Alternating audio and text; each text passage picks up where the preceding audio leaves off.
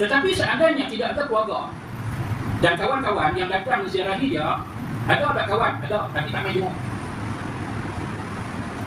Ada tak adik-beradik? Ada, tapi seorang tak main jumpa.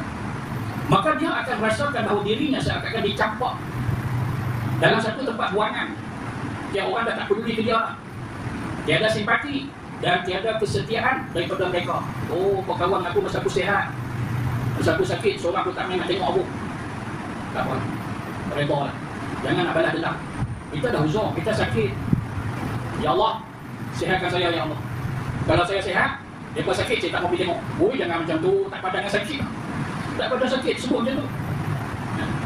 Tak payah, biar mereka. Mereka tak main tengok.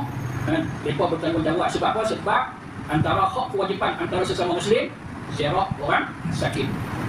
Oleh kerana itu, maka ziarah orang sakit sangat digalakkan dalam agama kita ni. Ziarah orang sakit.